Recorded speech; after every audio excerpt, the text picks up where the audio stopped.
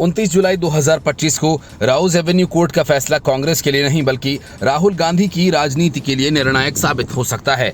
जिस national Herald मामले को कांग्रेस राजनीतिक प्रतिशोध बता रही है, वह दरअसल कांग्रेस की राजनीति के भीतर पल रही नैतिक गिरावट, भ्रष्टाचार और वंशवाद की कहानी है, जिसमें मुख्य किरदार है राहुल गांधी, जिनका राजनीति में योगदान जितना कम है उतना ही ज्यादा है उनकी कानूनी मुसीबतें। मामला साधारण नहीं बल्कि 2000 करोड़ रुपए से अधिक की संपत्ति के दुरुपयोग और मनी लॉन्ड्रिंग का है।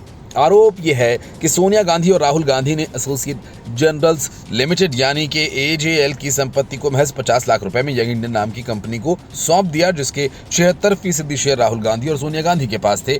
यानी एक पूरी मीडिया कंपनी को जिसकी संपत्ति हजारों करोड़ की थी, एक पारिवारिक कंपनी में तब्दील कर दिया गया, और वो भी बिना किसी पारदर्शिता या न्यायिक प्रक्रिया के। बड़ी बात यह कि जिस 50 लाख का इस्तेमाल नेशनल हेराल्ड को हड़पने में खर्च किया गया, वह रुपया भी गांधी परिवार का नहीं था। कांग्रेस इस पूरे मामले को गैर लाभकारी संस्था की आड़ में छुपाना चाहती है, मगर सवाल यह है कि अगर यंग इंडियन एक गैर लाभकारी संस्था थी तो फिर वह 18 करोड़ के फर्जी दान, 38 करोड़ के फर्जी किराए और 29 करोड़ के फर्जी विज्ञापनों के जरिए क्राइम इनकम कैसे पैदा कर रही थी? और क्या लाभकारी संस्था की आड़ में चल रही ये स्कीम वाकई समाज सेवा की थी या गांधी परिवार की जेब भरने का इंक्लूसिव ग्रोथ मॉडल? ईडी की चार्जशीट के मुताबिक इस पूरे खेल का केंद्र बिंदु राहुल गांधी थे, जिनका दावा तो ये है कि वे भ्रष्टाचार के खिलाफ लड़ाई में सबसे आगे हैं, मगर जब खुद पर अंगुली उठती है तो राजनीतिक प्रतिशोध का चोला पहनकर बैठ गए। ये वही राहुल गांधी हैं जो संसद में भाषण देते हुए लोकतंत्र के खो जाने की बातें करते हैं, मगर जब पारदर्शिता की बात आती है तो अपने निजी भ्रष्टाचार को राजनीतिक रंग देने लगते हैं। ये वही राहुल हैं जो हर चुनाव से पहले जनता को नैतिकता का पाठ पढ़ाते हैं, लेकिन अपनी संपत्तियों और आय के स्रोतों पर जब सवाल उठते हैं तो चुप्पी साध लेते हैं। उनकी पार्टी के वरिष्ठ वकील अभिषेक मनु सिंघवी ने कोर्ट में दलील दी थी कि इस मामले में कोई पर्सनल गेन नहीं हुआ, लेकिन जब पूरा स्ट्रक्चर ही इस तरह डिजाइन किया गया हो कि गांधी परिवार की पकड़ संपत्ति और संस्था दोनों पर बनी रहे, तो भला इससे बड़ा पर्सनल गेन क्या होगा? ये मामला कांग्रेस के चरित्र का भी आईना है। नेहरू गांधी परिवार की क्लोज्ड कंपनी में तब्दील हो चुकी ये पार्टी आज भी लोकतंत्र और पारदर्शिता की बात करती है, लेकिन अंदर से वो एक पारिवारिक व्यापार की तरह चलती है, जिसमें उत्तराधिकारी भी, वंशानुगत और भ्रष्टाचार भी। 29 जुलाई का दिन तय करेगा कि क्या भारत की न्याय व्यवस्था राहुल गांधी जैसे राजनीतिक राजकुमार को जवाबदेह ठहराने की हिम्मत रखती है या नहीं।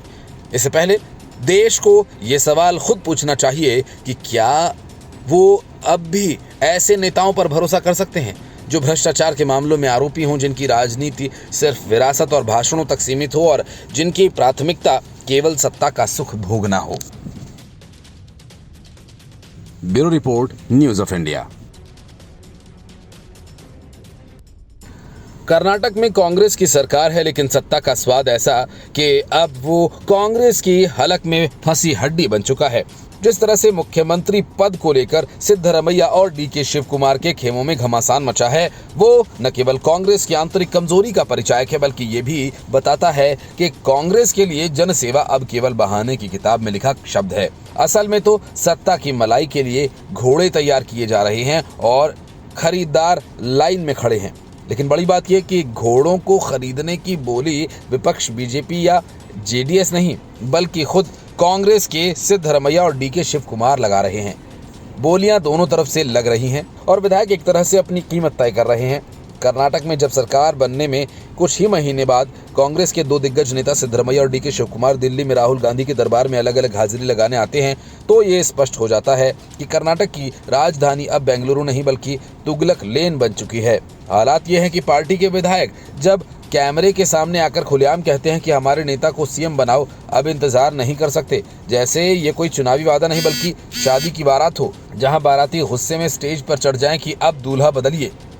बात जब कांग्रेस हाईकमान की होती है तो नेतृत्व का नाम सुनकर ही देश के राजनीतिक पंडित मुस्कुराने लगते हैं। राहुल गांधी, जिनकी निर्णय क्षमता पर कांग्रेसियों को भी भरोसा नहीं, वही अब कर्नाटक की कुर्सी कुश्ती के रेफरी बन गए हैं। हालात यह है कि दोनों खेमे अलग अलग उनसे मिलने पहुंचे, जैसे राहुल गांधी खुद दो भागों में विभाजित हो गए हों, एक सिद्धरमैया का राहुल, दूसरा शिव कुमार का। बीजेपी ने ठीक ही कहा कि कर्नाटक कांग्रेस इस समय हॉर्स ट्रेडिंग की सबसे सस्ती मंडी बन चुकी है। केंद्रीय मंत्री प्रहलाद जोशी ने जो आरोप लगाए कि ये कोई रहस्योद्घाटन नहीं बल्कि कांग्रेस की परंपरा का हिस्सा है। हॉर्स ट्रेडिंग यानी विधायकों की खरीद फरोख्त अब कांग्रेस में मुख्यमंत्री बनने की सबसे प्रामाणिक विधि बन चुकी है। जनता के मत का कोई मूल्य नहीं, महत्व केवल इस बात का है कि कौन कितने विधायक जुगाड़ सकता है।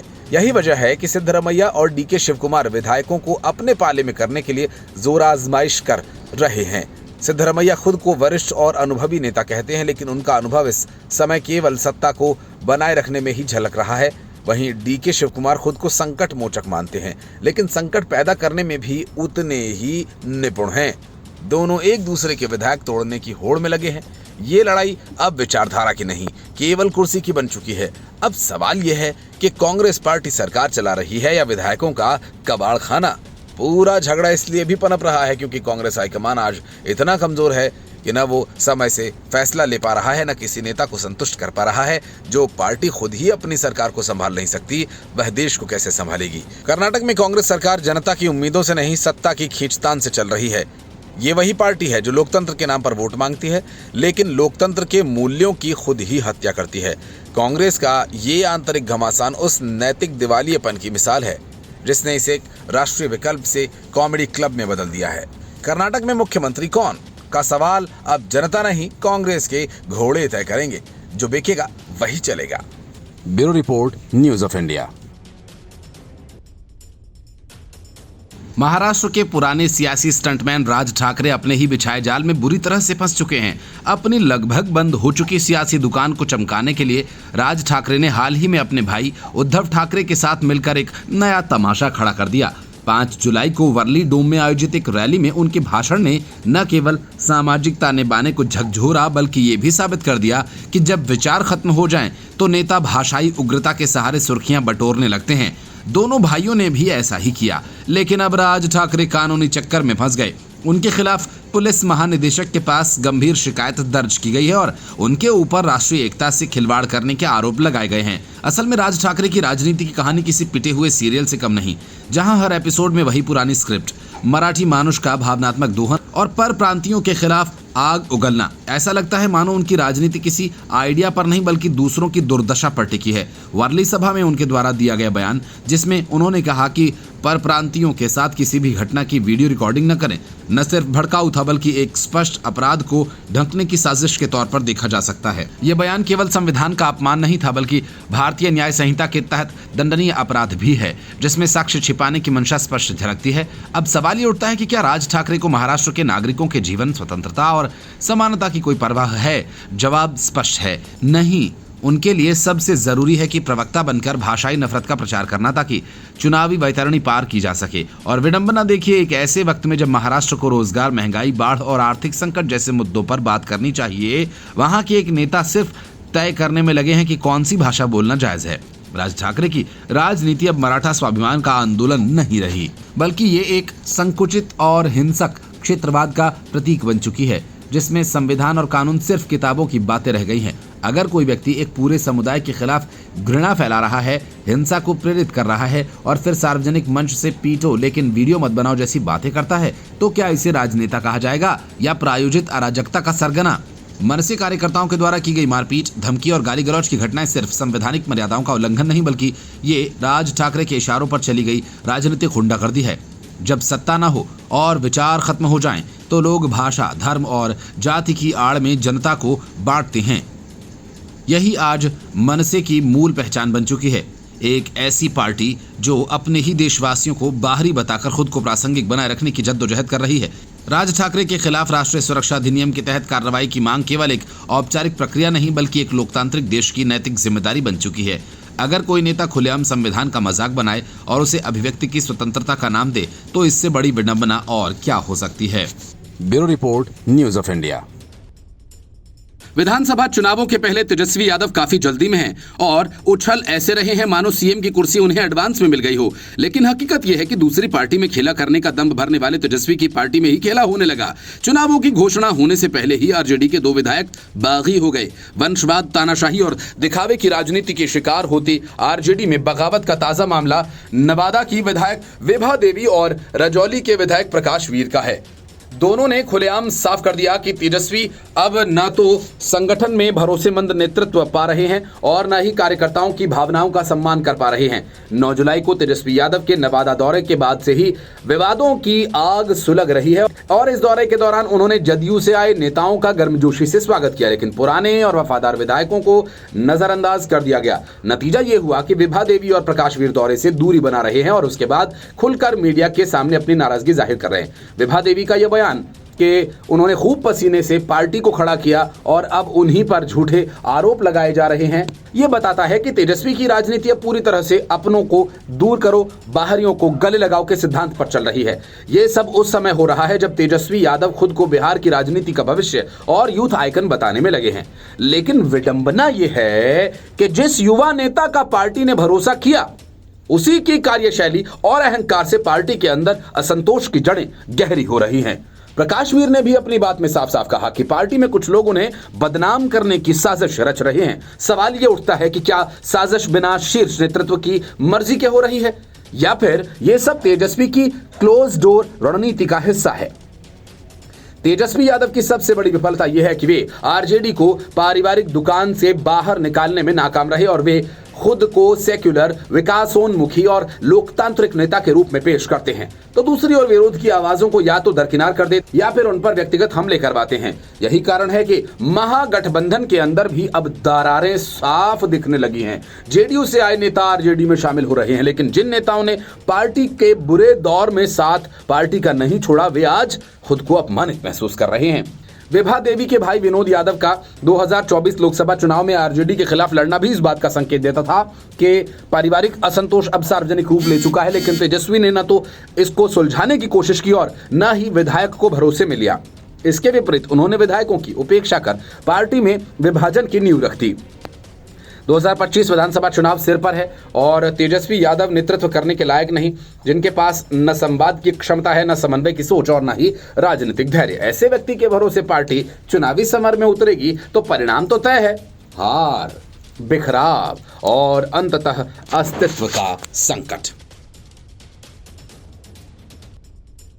बिहार में विधानसभा चुनाव नजदीक हैं और इसी बीच चुनाव आयोग द्वारा चलाया जा रहा गहन मतदाता पुनरीक्षण अभियान कई राजनीतिक दलों की नींद हराम कर चुका है। राज्य भर में बूथ लेवल ऑफिसर्स यानी बीएलओ जब घर घर जाकर मतदाता सूची की जांच कर रहे हैं, इस बीच एक बड़ा खुलासा हुआ कि बिहार में नेपाल, बांग्लादेश और म्यांमार से आए हजारों संदिग्ध लोगों के पास आधार कार्ड, राशन कार्ड और निवास प्रमाण पत्र हैं। अब सवाल यह है कि इतने वैध दस्तावेज किन के आशीर्वाद से बने, और सबसे ज्यादा चिंता की बात यह है कि ये घटनाएं सिर्फ तकनीकी लापरवाही नहीं बल्कि इसके पीछे गहरी राजनीतिक साजिश की बू आ रही है, जिसका धागा सीधा आरजेडी और कांग्रेस की जैसी पार्टियों के दरवाजे पर जाकर रुकता है। यही वजह है कि सुप्रीम कोर्ट में आधार कार्ड को वैध दस्तावेज के रूप में मान्यता देने के लिए कपिल सिब्बल और अभिषेक मनु सिंघवी ने जोरदार दलीलें दी थी और चुनाव आयोग के अभियान को बंद करने की मांग की थी। आरजेडी और कांग्रेस ही नहीं बल्कि इंडी गठबंधन में शामिल सभी दलों की राजनीति हमेशा गरीबों, दलितों और अल्पसंख्यकों के नाम पर वोटों की खेती करने की रही है, लेकिन अब ये खेती सीमा पार से आने वाले वोटर्स के सहारे की जा रही है। जिस प्रकार म्यांमार और बांग्लादेश से आए लोगों को आधार, राशन कार्ड और अन्य नागरिक सुविधाएं मिली हैं, उससे स्पष्ट है कि ये सिर्फ दस्तावेजों का फर्जीवाड़ा नहीं बल्कि एक संगठित राजनीतिक षड्यंत्र है। क्या ये संयोग है कि जिन इलाकों में आरजेडी और कांग्रेस का प्रभाव ज्यादा है वहीं बीएलओ को सबसे ज्यादा अवैध वोटर्स मिले? मतलब साफ है कि ये राजनीति संरक्षित घुसपैठ है जिसमें जनता की सेवा के नाम पर बिहार की पहचान को दांव पर लगाया जा रहा है। जब निर्वाचन आयोग ने वोटर लिस्ट में शुद्धिकरण की प्रक्रिया शुरू की तो सबसे ज्यादा विरोध इन्हीं दलों की तरफ से आया, क्योंकि चुनाव आयोग की डिजिटल प्रणाली, बीएलओ की निगरानी और 4 लाख से अधिक स्वयं सेवकों की मदद से अब वह फर्जी नेटवर्क धीरे धीरे उजागर हो रहा है जो सालों से आरजेडी और कांग्रेस की राजनीति को ऑक्सीजन देता रहा है। अब जबकि चुनाव आयोग के अनुसार 80.11% मतदाताओं ने अपने फॉर्म्स जमा कर दिए हैं और डिजिटल माध्यम से करोड़ों डेटा अपलोड हो चुका है, तो इन पार्टियों के नेताओं की बेचैनी और भी बढ़ गई है। आखिरकार जब घुसपैठिए वोटर बाहर हो जाएंगे तो वोटों के ठेकेदारों की राजनीति क्या सिर्फ ट्वीट और धरने तक सीमित रह जाएगी? कांग्रेस जो खुद को लोकतंत्र का प्रहरी बताती है, इस मुद्दे पर पूरी तरह से खामोश है। शायद उन्हें डर है कि यदि वोटर सूची से ये फर्जी नाम हटाए गए तो बिहार में उनकी रही सही राजनीतिक हैसियत भी खत्म हो जाएगी। वहीं आरजेडी के नेताओं ने पहले ही आयोग की प्रक्रिया पर सवाल उठाकर ये साबित कर दिया कि उन्हें लोकतंत्र से नहीं बस वोट के आंकड़ों से मतलब है, चाहे वो असली हो या नकली। बिहार में ये सिर्फ एक चुनाव नहीं बल्कि सत्ता को घुसपैठियों की मुट्ठी से निकालने की लड़ाई है। चुनाव आयोग का अभियान बताता है कि अब लोकतंत्र फर्जी मतदाताओं के बंधक नहीं रहेगा, लेकिन इस पहल के सबसे बड़े विरोधी वही हैं जो दशकों से घोटालों, जातिवाद और अब विदेशी वोट बैंक के सहारे राजनीति कर रहे हैं। Report news of India.